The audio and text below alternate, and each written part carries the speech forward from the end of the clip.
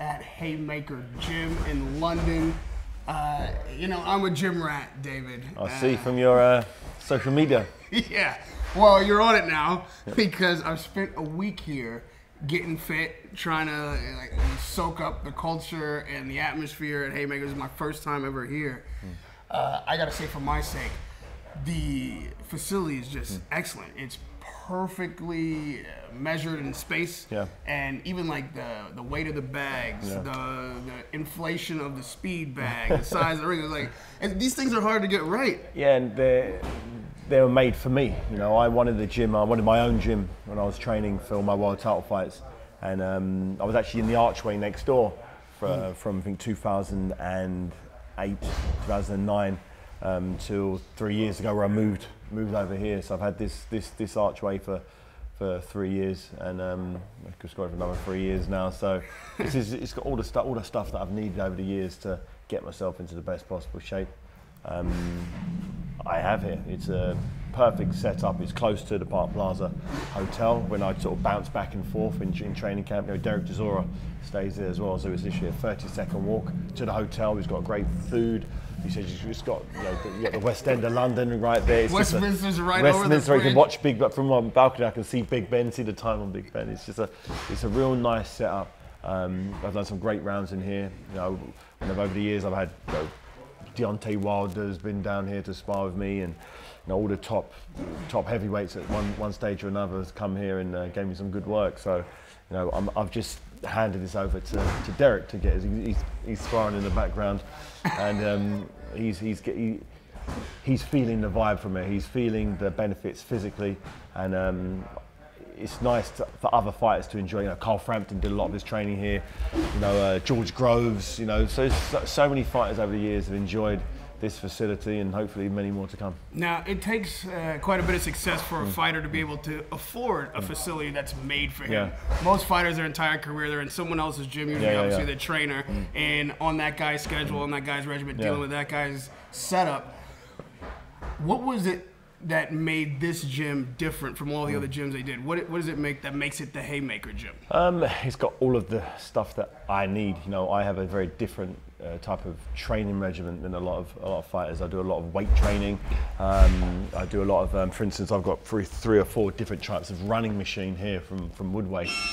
You know, go to any other gym, you may be lucky to get one gym, maybe one treadmill, for instance. About there's the curve. You know, you've got the force over the back there. You know, so I've got so many different types of high-end training equipment here and it's all under one roof. I don't have to travel for anything. Anything I've ever needed is under one roof.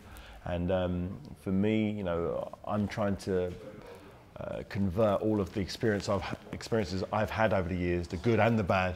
To, you know, certain things work, certain things don't work, and it's just trying to make sure that Dereck Chisora uses the stuff that does work to get the very best out of himself on December 22nd. Now, you know, fighters are almost archaic in their thinking. Everything is like caveman. You know, we've got to grind it out in the worst way possible. Somehow that makes you stronger or better. I would say Dereck is definitely like one of those beast type of fighters that just like it grimy.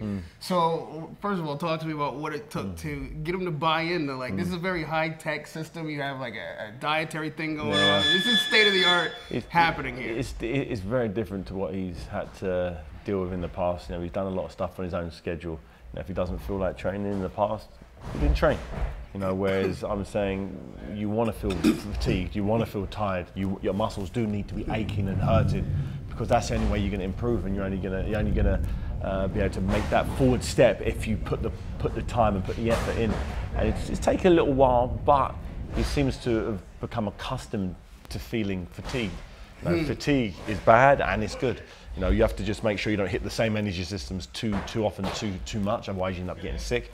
But he's listening, and I wasn't sure when we first hooked up whether he would be that guy who does something completely foreign to what he's always done.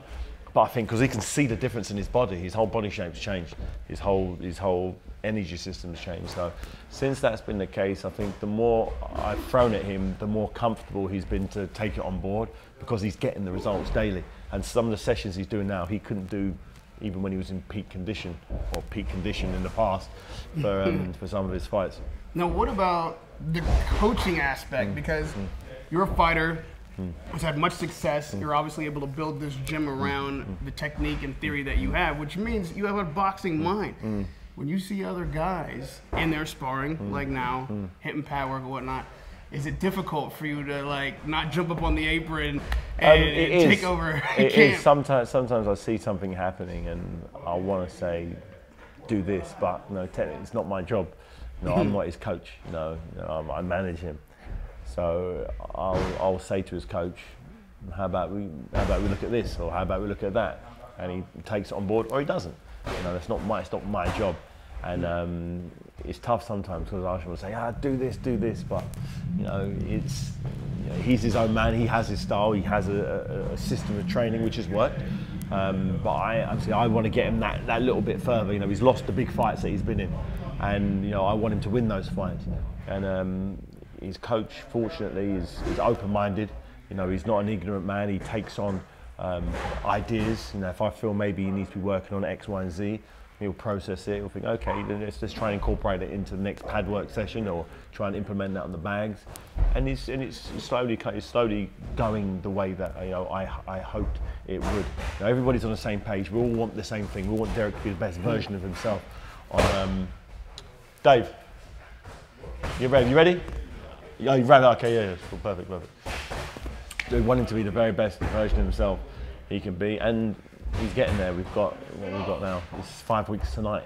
Yeah. So 5 weeks tonight we've got, so he's got some good guys coming in for sparring. He's in good condition.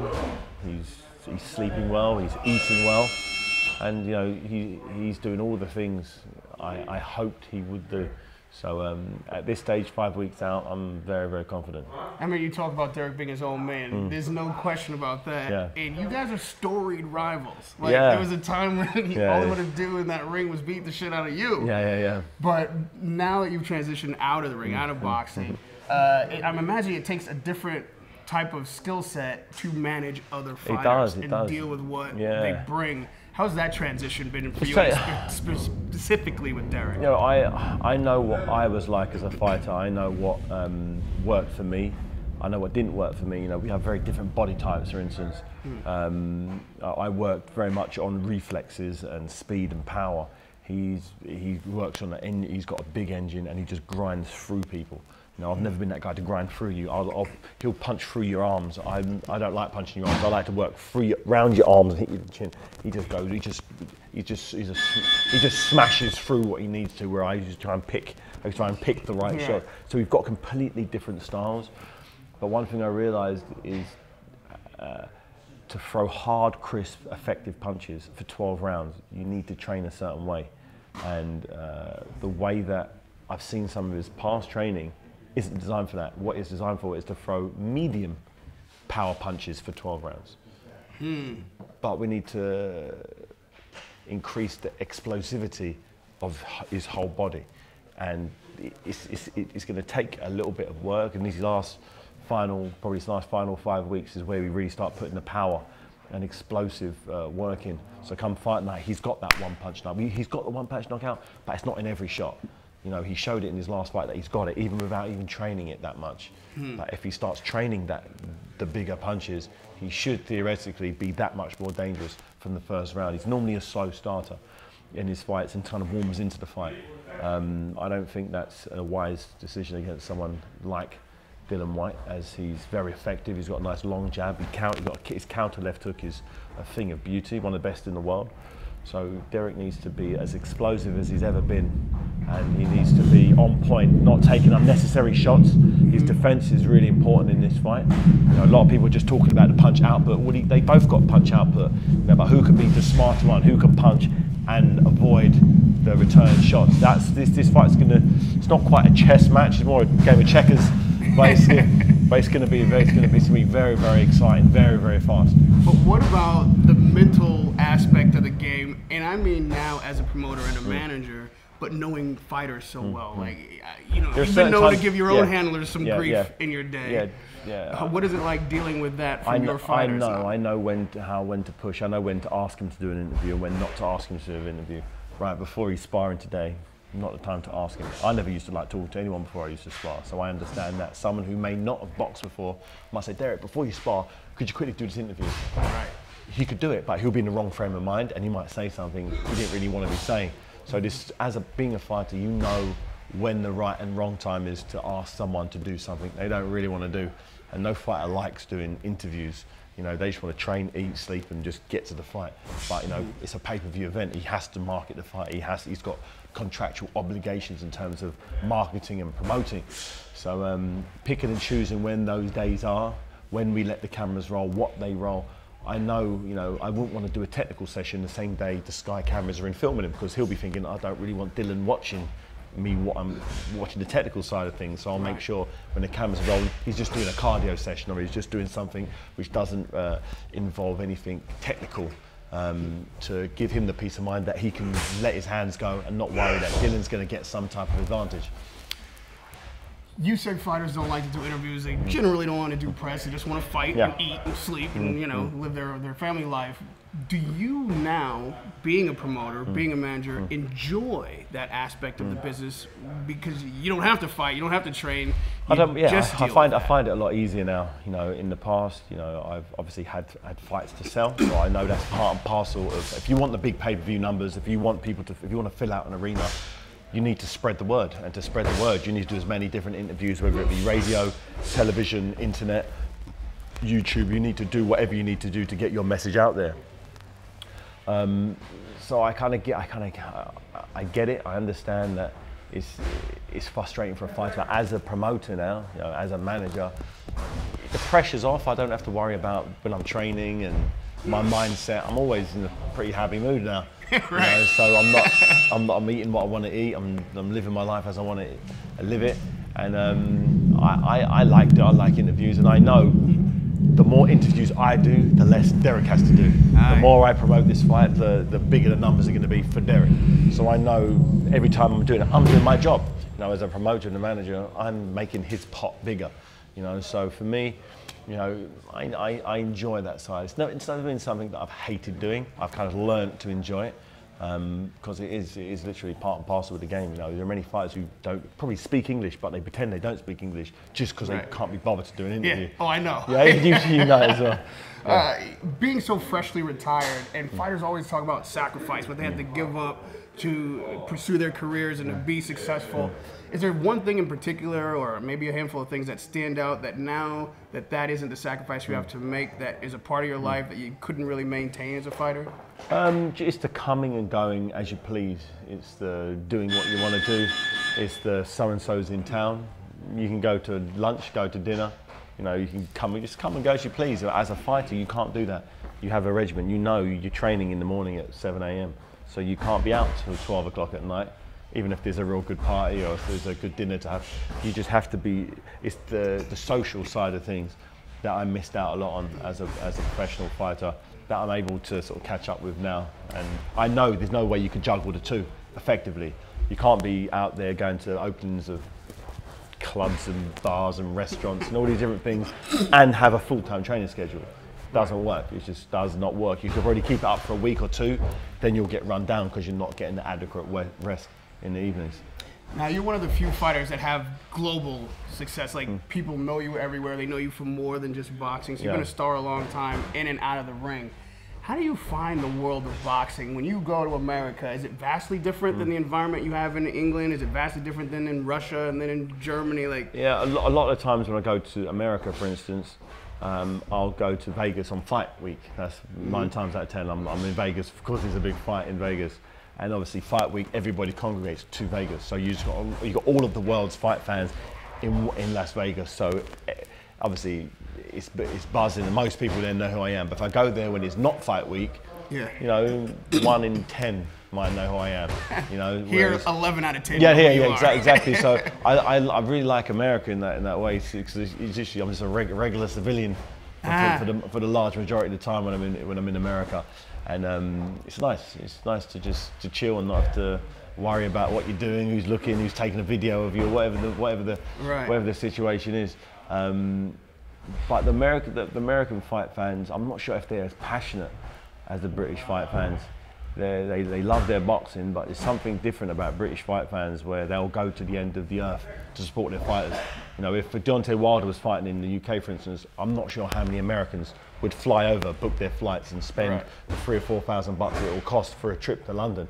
I don't know how many he would bring. Maybe he would, but I'm not. But I know if Anthony Joshua was to go and fight in Vegas, he'd bring 50,000 people with him. You know, British fight fans, they pay their money to support their boys, and I've had that when I've boxed. Every time I've gone to Germany to fight, there's been more more Brits in the German arena than there were Germans, and that's because British fight fans are that passionate about following their fighters to wherever they need to go. Technology is making the world smaller. You might be the last era of fighter that can like hide in a country. Like people are gonna be seen that are stars all over the world. So that changes the business of boxing a bit, which is now your primary concern. So as a promoter, how do you see the boxing world getting smaller? Does it benefit the promoter? Are the fighters going to be in a better position? Like, I think it's a good thing. I think the fact that there are so many internet sites or YouTube pages that are dedicated to giving you information about boxing keeps everything in one place. You know, in the past, you had to go and look, you had to search for your fighters. If you want to know about American fighters, you go to this website. You want to know British fighters here, German here. You're all over the place, you know, and you kind of get stuck in a box sometimes, because if you've got one website that you like to look at for the news, you're just learning that news. But whereas nowadays, you're getting an all-encompassing view of the world of boxing. If there's a big fight in Japan, you'll get the news. You know, so I think it's definitely helping the sport. And for instance, Lomachenko, a few years ago, we may not have heard of him because, you know, he barely speaks English. Same thing with Usyk. You know, you used to get these guys in Germany who had great records, but in America and in the UK, you didn't know who they were. And I remember some great fighters. Dariusz Mikuszewski, you know, I'm not sure how many of his fights were shown in the UK. He was undefeated. You know, great fighter. We always talked about him possibly fighting Roy Jones, but it didn't generate enough hype. But now you get the best fighters from Russia. You get a Golovkin, you know, fighting in Vegas and selling out arenas. So I think it's helped boxing. Whether a fighter speaks English or not, everyone gets the opportunity to see his highlight reel. Everyone sees his fights and can follow him from the start. So I think it's very much helped boxing and helped fighters who don't come from England. You've got Manny Pacquiao, you know, one of the biggest ever stars, you know, from the Philippines, you know, and it's just a nice scenario where you can get, you know, a fighter from the Philippines or, you know, India or China who can get a fan base worldwide, because the world is a small place, because you have YouTube, you have all these sites that are just open out there to the world. You're got to be like vastly aware of how the landscape has changed with HBO in America getting out of the game. That frees up some fighters, promoters taking deals with different outlets, streams. So there's something of a hungry hippo. It might be an American game. Yeah, I remember hungry hippo. Right. Yeah. Over the like fighters that are out there to be signed. I know you're in that hunt. Has what makes a fighter valuable changed from the time that you came up? Like, we've talked in the past about different ways that fighters get attention. Some do it through talking, some just do it with their fists and it's enough. But in this current day, you think it's any different on how a fighter becomes a star? And what is it that you look for a guy that I want to work with him as a young guy? It helps if a guy has a following. You know, how he's built that following it comes in very many different ways. I started boxing when there was no real internet. You know, 2002. How many websites was there in 2002 dedicated to boxing? I think just mine. Yeah, probably Max Boxing. Yeah, that was about it. You know, and over the years, social media has really changed the game in terms of a fighter fighting on a smaller hall show who may need to sell £10,000 worth of tickets to tell all his infrastructure, all his friends and all his family that he's fighting. He's got Facebook now. He can say, I'm fighting on this date, and that pings out to the 1,000 people that he knows. And those 1,000 people go, okay, I'm gonna come to the show, I'm gonna send it, I'm gonna let all my friends know who wants to come to this show. So it makes it that much more easier for a fighter to do that. Now they can pay There's these apps where you can give the credit card and you can get the ticket sent to your house, or you can pick up at the door. It just makes becoming a fighter and a brand that much easier. It really does. In the past, you had to physically go and give the tickets and take the cash. The fighters used to have to do that. That's not the case anymore. It's just a lot slicker.